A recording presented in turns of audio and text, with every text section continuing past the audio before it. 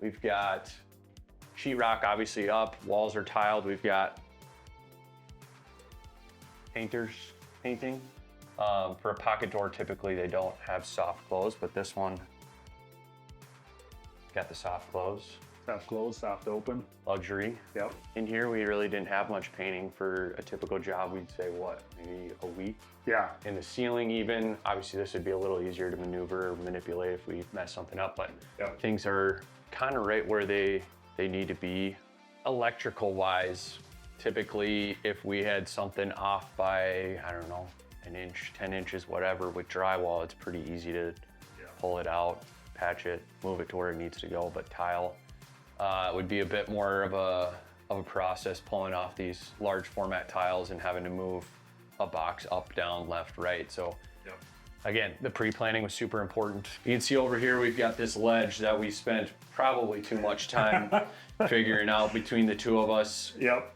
Sitting on the floor, trying to figure out, all right, what's the right height if I had a glass of wine or a beer or whatever. How high am I gonna want to do this without impeding with the bathtub? So, well, and with not having the actual bathtub in here, we have a measurement for the bathtub, so we had to be very precise to make sure it was going to fit in this opening, and accounting for the sheetrock, accounting for the mud, accounting for the tile, like how far is that going to bring it out to make sure that we can still fit that tub. And it's not just tile on the walls. Like we have this large format tile. You can see by some of these bigger ones, they're 2 feet by 4 feet. Large format tile is much more difficult to install. You got to make sure the sheetrock on the back, the wall is flush, the wall is flat, or it's going to heave and kind of not come together as nicely as it should. So it takes a lot more time. A job like this, if they were tiling everything with maybe just 1 by 1 tiles, maybe could have only been 2 weeks, you know, but you're working with large format, trying to figure out the spacing, making sure we don't end up with a little strip at the top. So we kind of had to do some pre-planning on that part, you know, to cut a bigger strip on the bottom, just so it looks a lot more symmetrical. Yeah, ideally we could have taken a full sheet, slapped it on the wall, run it all the way up. But I think we figured pretty quickly that if we were to do that, we were gonna end up, like you said, with a tiny little rip at the top. Another feature that we haven't highlighted a whole lot is this bedroom, and I can't wait to show you guys next time, but this bedroom and the closet I think will be a bit of a statement piece as well. We haven't touched on that, but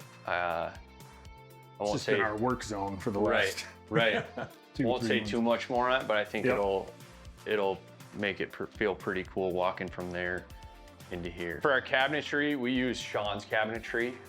They're kind of our go-to for everything, and they again did about as much work on the front end as we did. Many site visits.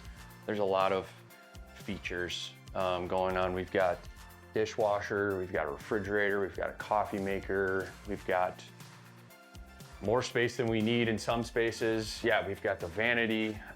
So different things like power cords that are going to be in drawers. So we're pretty pleased with that. They did a pretty good job installing. Most projects that we do, cabinetry is one of the last things to go in, whereas on this project, because we knew that we made the choice that we're going to tile up to the cabinets, we decided to have the cabinetry put in probably much more earlier stage than we would have on any project. So as you guys can see, we are almost wrapped up. We got a few things left, a few of the trades as far as we got countertop to go in on the vanity, we got a mirror to mount, final electrical, painting on the ceiling, plumbing in, some of the final features and fixtures that we are super pumped to show you guys the grand reveal. Yeah, so come back in a few weeks and check it out.